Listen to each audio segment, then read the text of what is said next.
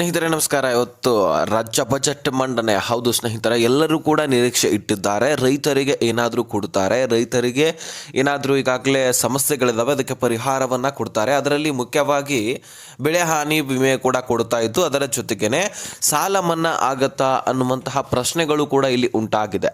ಹೌದು ಸ್ನೇಹಿತರೆ, ಈಗಾಗಲೇ ರಾಜ್ಯ ಬಜೆಟ್ ನಡೀತಾ ಇದ್ದು, ಈ ರಾಜ್ಯ ಬಜೆಟ್ನಲ್ಲಿ ರೈತರಿಗೋಸ್ಕರ ಬೆಳೆ ಹಾನಿ ಪರಿಹಾರ, ಅದರ ಜೊತೆಗೇನೆ ಮುಖ್ಯವಾಗಿ ಸಾಲ ಮನ್ನಾ ಆಗುತ್ತೆ ಎನ್ನುವಂತಹ ಮಾಹಿತಿ ಕೂಡ ಇದ್ದು, ಈಗಾಗಲೇ CM ಸಿದ್ದರಾಮಯ್ಯನವರು ದಾಖಲೆಯ ಬಜೆಟ್ ಮಂಡನೆ ಮಾಡ್ತಾ ಇದ್ದಾರೆ. 17ನೇ ಬಾರಿಯ ಬಜೆಟ್ ಮಂಡನೆ ಇದು. ಹಾಗಾಗಿ ಈ ಬಜೆಟ್ ಮಂಡನೆಯಲ್ಲಿ ರೈತರಿಗೆ ಏನೇನು ಮೀಸಲಿಡ್ತಾ ಇದ್ದಾರೆ, ರೈತರ ಸಮಸ್ಯೆಗಳ ಏನೇನು ಬಗೆಯನ್ನು ಹರಿಸಲಿದ್ದಾರೆ, ಎಲ್ಲವನ್ನು ಕೂಡ ಈ ಒಂದು ವಿಡಿಯೋದಲ್ಲಿ ನಿಮಗೆ ಮಾಹಿತಿಯನ್ನು ತಿಳಿಸಿಕೊಡುವಂತಹ ಪ್ರಯತ್ನ ಮಾಡ್ತೀನಿ. ಸೊ ತೀರಾ ಇಂಪಾರ್ಟೆಂಟ್ ಮಾಹಿತಿ. ರಾಜ್ಯದ ಎಲ್ಲರೂ ಕೂಡ ಈ ವಿಡಿಯೋನ ಆದಷ್ಟು ಮಿಸ್ ಮಾಡದೆ ಕೊನೆವರೆಗೂ ವಾಚ್ ಮಾಡಲಿಕ್ಕೆ ಪ್ರಯತ್ನ ಮಾಡಿ. ಯಾಕಂದರೆ ಸಾಲ ಮನ್ನಾ ಆಗುವಂತಹ ಸಾಧ್ಯತೆ ಇದೆ, ಹಾಗೆ ಬೆಳೆ ಹಾನಿ ವಿಮೆ ಕೂಡ ಇಲ್ಲಿ ಸಿಗ್ತಾ ಇರುವಂಥದ್ದು. ಸೊ ನೀವು ಈ ಒಂದು ವಿಡಿಯೋನ ಕೊನೆವರೆಗೂ ವಾಚ್ ಮಾಡಿ. ಸ್ನೇಹಿತರೆ, CM ಸಿದ್ದರಾಮಯ್ಯನವರಿಗೆ ಏನೇನು ಈಗಾಗಲೇ ಮಾತುಕತೆ ಆಗಿದ್ದಾವೆ, ಅದರ ಜೊತೆಗೆ ಈಗಾಗಲೇ ಸಭೆಗಳನ್ನು ಕರೆದಿರ್ತಾರೆ. ಈಗ ಬಜೆಟ್ ಮಂಡನೆ ಅಂದ ಬಳಿಕ ಡೈರೆಕ್ಟಾಗಿ ಎಲ್ಲೇ ಹೋಗಿ ಎಲ್ಲವೂ ಕೂಡ ಮಾತನಾಡಿ ಮೀಸಲಿಡ್ಲಿಕ್ಕೆ ಆಗೋದಿಲ್ಲ. ಅದರದೇ ಆದಂತಹ ಇಲಾಖೆಯ ಜೊತೆಗೆ ಒಂದು ಸಭೆಯನ್ನು ಕರೆಯಲಾಗುತ್ತೆ. ಈಗ ರೈತರಿಗೋಸ್ಕರ ಕೃಷಿ ಸಚಿವರಾಗಿರಲಿ, ಅದೇ ರೀತಿಯಾಗಿ ಕಂದಾಯ ಇಲಾಖೆಯ ಜೊತೆಗಾಗಿರಲಿ ಒಂದಿಷ್ಟು ಮಾತುಕತೆ ಆಗ್ತವೆ. ರೈತರಿಗೆ ಏನೇನು ಮೀಸಲಿಡಬೇಕು, ರೈತರ ಸಮಸ್ಯೆಗಳೇನೇನಿದ್ದಾವೆ, ರೈತ ಮುಖಂಡರನ್ನು ಕರುಹಿಸಲಾಗತ್ತೆ. ಸೊ ಅವರ ಬೇಡಿಕೆಗಳನ್ನು ಕೂಡ ಅಲ್ಲಿ ತೆಗೆದುಕೊಳ್ಳಲಾಗತ್ತೆ. ಅದರಲ್ಲಿ ಸರ್ಕಾರದ ಒಂದು ನಿಟ್ಟಿನಲ್ಲಿ ಏನೇನು ಕೊಡಲೇ ಆಗತ್ತೋ ಆ ಎಲ್ಲ ಒಂದು ಸಮಸ್ಯೆಗೆ ಪರಿಹಾರವನ್ನು ರೈತರಿಗೆ ಸರ್ಕಾರ ಕೊಡುವಂಥದ್ದು. ಹಾಗೆ ಪಿಂಚಣಿ ಯೋಜನೆಯಲ್ಲಿ ಕೂಡ ಪಿಂಚಣಿದಾರರಿಗೆ ಅದಕ್ಕೆ ಸಂಬಂಧಪಟ್ಟಂತಹ ಇಲಾಖೆಯ ಜೊತೆಗೆ ಮಾತುಕತೆ ಮಾಡಿ, ಅದರಲ್ಲಿ ಲಕ್ಷ್ಮೀ ಹೆಬ್ಬಾಳ್ಕರ್ ಅವರು ಕೂಡ ಪಿಂಚಣಿಯನ್ನು ಹೆಚ್ಚಾಗಿ ಮಾಡಬೇಕು ಅಂತ ಹೇಳ್ಬಿಟ್ಟು ಮನವಿ ಕೂಡ ಮಾಡ್ಕೊಂಡಿದ್ದಾರೆ. ಸೊ ಹೀಗಾಗಿ ಅಲ್ಲಿ ಕೂಡ ಸಾಕಷ್ಟು ಮಾತುಕತೆ ಆಗಿರುತ್ತೆ. ಎಲ್ಲ ಇಲಾಖೆಯ ಜೊತೆಗೆ ಈಗಾಗಲೇ ಸಾರಿಗೆ ಇಲಾಖೆಯ ಜೊತೆಗೆ ಕೂಡ ಮಾತುಕತೆ ಆಗಬೇಕು. ಅದರ ಹಿಂಬಾಕಿ ಹಣವನ್ನು ಕೊಡಬೇಕಾಗಿತ್ತಲ್ವ, 36 ತಿಂಗಳ ಹಿಂಬಾಕಿ ಹಣ, ಅದರಲ್ಲಿ 26 ತಿಂಗಳ ಹಿಂಬಾಕಿ ಹಣವನ್ನು ಕೊಡ್ತೀವಂತ ಹೇಳಿದ್ರು. ಸೊ ಹಾಗಾಗಿ ಅಲ್ಲಿ ಕೂಡ ಚರ್ಚೆ ಆಗಿರುತ್ತೆ. ಹೀಗೆ ಆ ಬಜೆಟ್ ಮಂಡನೆ ಆಗೋಕ್ಕಿಂತ ಮುಂಚೆ ಎಲ್ಲ ಇಲಾಖೆಯ ಜೊತೆಗೇ ಒಂದು ಸಭೆಯನ್ನು ಕರೆಯಿಸಲಾಗಿರುತ್ತೆ. ಅದರ ಬಗ್ಗೆ ಎಲ್ಲವೂ ಚರ್ಚೆ ಆಗಿ ಸಚಿವ ಸಂಪುಟ ಸಭೆಯಲ್ಲಿ ಯಾವ ಇಲಾಖೆಗೆ ಏನೇನು ಮೀಸಲಿಡಬೇಕು, ಈಗಾಗಲೇ ಪಂಚ ಗ್ಯಾರಂಟಿ ಯೋಜನೆಗಳಲ್ಲಿ 3 ಗ್ಯಾರಂಟಿ ಯೋಜನೆಗಳು ಸಕ್ಸಸ್ಫುಲಿ ನಡೀತಾ ಇದ್ದಾವೆ. ಯಾವುದು? ಅನ್ನಭಾಗ್ಯ, ಗೃಹಲಕ್ಷ್ಮಿ, ಶಕ್ತಿ ಯೋಜನೆ. ಈ ಗೃಹಜ್ಯೋತಿ ಅಂತೂ ನಾವು ಬಿಲ್ ಹೇಗೆ ಕಟ್ತಾ ಇದ್ದೀವಿ ಅದೇ ರೀತಿ ಕಟ್ತಾನೆ ಇದ್ದೀವಿ. ಯುವ ನಿಧಿ ಅಂತೂ ಅದು ಪತ್ತೆನೇ ಇಲ್ಲ, ಪ್ರಾರಂಭನೇ ಆಗಿಲ್ಲ ಅಂತ ಹೇಳ್ಬೋದು. ಹಾಗಾಗಿ ಈ 3 ಯೋಜನೆಗಳಿಗಾಗಿ ಆದರೂ ದುಡ್ಡನ್ನು ಮೀಸಲಿಡಬೇಕಲ್ವ. ಸುಮಾರು 60,000 ಕೋಟಿಗಿಂತ ಹೆಚ್ಚಿನ ದುಡ್ಡು ಇಲ್ಲಿ ಬೇಕಾಗತ್ತೆ. ಒಂದು ಅಂದರೆ ಒಂದು ಯೋಜನೆಗೆ ಅಷ್ಟು ದುಡ್ಡು ಬೇಕಾಗತ್ತೆ. ಗೃಹಲಕ್ಷ್ಮಿ ಯೋಜನೆಗೆ ವರ್ಷಕ್ಕೆ ಈಗ ಅಂದಾಜು ಮಾಡಬಹುದು ನೀವು, 10,000ದಲ್ಲಿ 4 ಕಂತುಗಳನ್ನು ಪಡ್ಕೊಳ್ಬಹುದು. ಸುಮಾರು 30,000 ಕೋಟಿ ಹಣ ವಾರ್ಷಿಕವಾಗಿ ಗೃಹಲಕ್ಷ್ಮಿ ಯೋಜನೆಗೇ ಬೇಕಾಗತ್ತೆ. ಇನ್ನು ಶಕ್ತಿ ಯೋಜನೆಗೆ, ಅದೇ ರೀತಿಯಾಗಿ ಅನ್ನಭಾಗ್ಯ ಯೋಜನೆಗೆ ಎಷ್ಟು ದುಡ್ಡು ಬೇಕಾಗುತ್ತೋ ಅದನ್ನು ಸರ್ಕಾರ ಮೀಸಲಿಡುತ್ತೆ.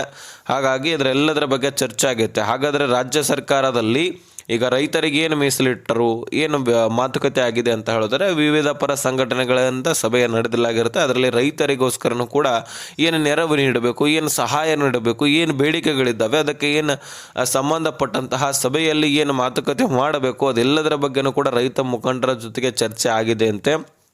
ಆ ಸಭೆಯಲ್ಲಿ ರೈತರಿಗೆ ಏನೇನು ಬೆಳವಣಿಗೆ ಮಾಡಬೇಕು, ಏನು ಸಮಸ್ಯೆಗಳಿದಾವೋ ಆ ಸಮಸ್ಯೆಗಳನ್ನು ಯಾವ ರೀತಿಯಾಗಿ ಪರಿಹಾರ ಕೊಡಬೇಕು, ವಿಶೇಷವಾಗಿ ಸಾಲ ಮನ್ನಾ, ಅದರ ಜೊತೆಗೇ ಕಬ್ಬು ಬೆಳೆಗಾರರಿಗೂ ಕೂಡ ಇದರ ಬಗ್ಗೆ ಚರ್ಚೆ ಆಗಿದೆ ಅಂತೆ.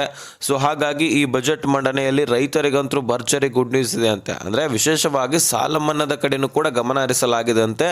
ಹಾಗೆ ಕಬ್ಬು ಬೆಳೆಗಾರರು ಕೂಡ ನಮ್ಮ ರಾಜ್ಯದಲ್ಲಿ ಬಹಳಷ್ಟು ಜನ ಇದ್ದಾರೆ ರೈತರು, ಅದರಲ್ಲಿ ಸಣ್ಣ ಪುಟ್ಟ ರೈತರಂತರೂ ತುಂಬಿದ್ದಾರೆ. ಹೀಗಾಗಿ ಅವ್ರಿಗೂ ಕೂಡ ಏನಾದರೂ ಇದರಿಂದ ಸಹಾಯ ಆಗುವಂತಹ ಸಾಧ್ಯತೆ ಕೂಡ ಇದೆ. ಸಾಲ ಮನ್ನಾ ಆದರೂ ಸಹಿತ ಬಹಳ ಬೆಟರ್ ಇದು. ಯಾಕಂದರೆ ರೈತರು ಈಗಾಗಲೇ ಸಣ್ಣ ಪುಟ್ಟ ರೈತರು ಸಾಲ ಮಾಡಿಕೊಂಡು ಬೆಳೆಗಳನ್ನು ಬೆಳೆದಿರ್ತಾರೆ, ಬೆಳೆ ಹಾನಿ ಆಗಿಬಿಟ್ಟಿರುತ್ತೆ. ಆ ಬೆಳೆಗಳಿಗೆ ಹಾನಿಯನ್ನು ಕೊಟ್ಟಂಥವರಿಗೆ ದುಡ್ಡು ಕೊಡಲಿಕ್ಕಾಗೋದಿಲ್ಲ. ಈ ಕಡೆ ಬೆಳೆ ಹಾನಿಯಾಗಿ ಬೆಳೆದಿರ್ತಕ್ಕಂತಹ ಬೆಳೆಗಳಲ್ಲಿ ಫಲ ಸಿಗೋದಿಲ್ಲ. ಇಂಥಕ್ಕೆಲ್ಲವೂ ಕೂಡ ಆಗಿ ಸಂಕಷ್ಟಕ್ಕೀಡಾಗಿರ್ತಾನೆ. ಸಾಕಷ್ಟು ಕಡೆ ರೈತರು ಸಾವಿಗೂ ಕೂಡ ಈಡಾಗ್ತಾರೆ. ಅದನ್ನು ನಿಲ್ಲಿಸಬೇಕು. ರೈತರು ದೇಶದ ಬೆನ್ನೆಲುಬು, ಬರೀ ಬಾಯಿ ಮಾತಲೇ ಹೇಳೋದಲ್ಲ. ಸೊ ಹಾಗಾಗಿ ಅವರಿಗೇನು ಸಮಸ್ಯೆ ಬಂದಾಗ ನಾವು ನಿಂತ್ಕೊಂಡು, ಅದರಲ್ಲಿ ಮುಖ್ಯವಾಗಿ ಸರ್ಕಾರ ಏನು ಪರಿಹಾರ ಕೊಡಬೇಕು ಕೊಡಬೇಕೋ ಅದನ್ನು ಕೊಡಬೇಕು. ಹಾಗಾಗಿ ನಾವು ಕೂಡ ರೈತರಿಗೆ ಸಂಬಂಧಪಟ್ಟಂತಹ ವಿಡಿಯೋಸ್ಗಳಲ್ಲಿ ಹೇಳ್ತಾನೆ ಇರ್ತೀವಿ. ರೈತರಿಗೆ ಏನು ಸಮಸ್ಯೆ ಬರ್ತದೋ ಅದನ್ನು ಬೇಗನೆ ಸರ್ಕಾರ ಪರಿಹರಿಸಿಕೊಡಬೇಕು. ಈಗಾಗಲೇ ಕಬ್ಬಿನ ಬೆಲೆ ಕೂಡ ಏರಿಕೆ ಆಯಿತು, ಸಕ್ಕರೆ ಬೆಲೆ ಆಲ್ರೆಡಿ ಏರಿಕೆ ಆಗ್ತಾನೇ ಇತ್ತು. ಆದರೆ ರೈತ ಬೆಳೆದಿರ್ತಕ್ಕಂತಹ ಕಬ್ಬಿನ ಬೆಲೆನೇ ಇಲ್ದಂಗೆ ಆಗಿಬಿಡ್ತದೆ. ಹೀಗಾಗಿ ಕಬ್ಬಿನ ಬೆಲೆಯೂ ಕೂಡ ಏರಿಕೆ ಮಾಡಬೇಕಂತ ಮನವಿ ಮಾಡಿಕೊಂಡು ಸ್ಟ್ರೈಕ್ ಮಾಡಿದ ತಕ್ಷಣ ಕಬ್ಬಿನ ಬೆಲೆಯನ್ನು ಏರಿಕೆ ಮಾಡಿತು ಸರ್ಕಾರ ಮನೆದು. ಈಗ ಈ ಬೆಳೆ ಹಾನಿ ಪರಿಹಾರವು ಕೂಡ ನಿಮಗೆ 300 ಕೋಟಿಯಷ್ಟು ಬೆಳೆ ಹಾನಿ ವಿಮೆಯನ್ನು ಕೊಡಲಿದ್ದು, NDRF ಕುಷ್ಕಿ ಜಮೀನಿಗೆ 25,500 ತನಕ, ಅದೇ ರೀತಿಯಾಗಿ ನೀರಾವರಿ ಹೊಂದಿರತಕ್ಕಂತಹ ರೈತರಿಗೆ ಅವರಿಗೆ 31,500 ತನಕ ಬೆಳೆ ಹಾನಿ ವಿಮೆಯನ್ನು ಇಲ್ಲಿ ಕೊಡಲಾಗುತ್ತದೆ. So NPCI mapping, Aadhaar card ಲಿಂಕನ್ನು ಯಾರು ಮಾಡಿಸ್ಕೊಂಡಿಲ್ಲ ಅವರು ಕೂಡ ಮಾಡಿಸ್ಕೊಳ್ಬಹುದು. ನಿಮಗೆ ಸಾಲ ಮನ್ನಾ ಆಗಬೇಕು ಅಥವಾ ಬೆಳೆ ಹಾನಿ ಪರಿಹಾರ, ಮುಂದೆ ಬರ್ತಕ್ಕಂತಹ ಬರ ಪರಿಹಾರ, ಏನೇ ನಿಮಗೆ ಸಮಸ್ಯೆ ಬಂದರೂ ಆ ಸಮಸ್ಯೆಗಳಿಗೆ ಸರ್ಕಾರದಿಂದ ಪರಿಹಾರ ದೊರಕಬೇಕು. ನಿಮ್ಮ ಆಸ್ತಿ ಪಾಸ್ತಿಗಳನ್ನು ಪ್ರೊಟೆಕ್ಟ್ನಲ್ಲಿ ಇಟ್ಕೊಳ್ಬೇಕಂದ್ರೆ ಪಹಣಿಗೆ ಆಧಾರ್ ಕಾರ್ಡ್ ಕೂಡ ಲಿಂಕ್ ಮಾಡಿಸ್ಕೊಳ್ಬೇಕಾಗತ್ತೆ. ಅದು ಹೇಗೆ ಏನು ಅಂತ ಮುಂದೆ ಹೇಳ್ತೀನಿ ನಾನು. ಸೊ ಈಗ ಮೊದಲನೇ ಹಂತದಲ್ಲಿ ಈಗ ಬೆಳೆ ಹಾನಿ ವಿಮೆ ಕೂಡ ಜಮಾ ಆಗ್ತಾ ಇದ್ದು, ಮುಂದಿನ ದಿನಗಳಲ್ಲಿ ಜೂನ್ವರೆಗೂ ಕೂಡ 2ನೇ ಹಂತ ಜಮಾ ಆಗಬಹುದು. 1ನೇ ಹಂತ ಅಂದರೆ ಈಗ ಯಾರು NDRF ಕುಷ್ಕಿ ಜಮೀನು ಹೊಂದಿದ್ದೀರಿ ನೋಡಿ, ಯಾರು NPCI ಮ್ಯಾಪಿಂಗ್, ಆಧಾರ್ ಸೀಡಿಂಗ್ ಎಲ್ಲರೂ ಕೂಡ ಮಾಡಿಸ್ಕೊಂಡಿದ್ದೀರಾ, ಸೊ ಅವರಿಗೆ 25,500 ತನಕ ದುಡ್ಡು ಜಮಾ ಆಗ್ತಾ ಇದೆ. ನೀರಾವರಿ ಭೂಮಿಗಳು ಇದ್ದರೂ 31,000 ತನಕ ಜಮಾ ಆಗ್ತಾ ಇದೆ. ಸೊ ಬೆಳೆದಿರುವ ಬೆಳೆಗಳಿಗೆ ಸಮೀಕ್ಷೆ ಆಗಿರುವ ಒಂದು ಯಾವ ಬೆಳೆಗಳನ್ನು ಬೆಳೆದಿರ್ತಿರೋ ಅದರ ಆಧಾರದ ಮೇಲೆ ಸಮೀಕ್ಷೆ ಆಗುತ್ತೆ. ಆ ಸಮೀಕ್ಷೆಯ ಆಧಾರದ ಮೇಲೆ ವ್ಯತ್ಯಾಸ ಆಗುತ್ತೆ. ಆ ವ್ಯತ್ಯಾಸದ ಆಧಾರದ ಮೇಲೆ ನಿಮಗೆ ದುಡ್ಡು ಕೊಡ್ತಾರೆ.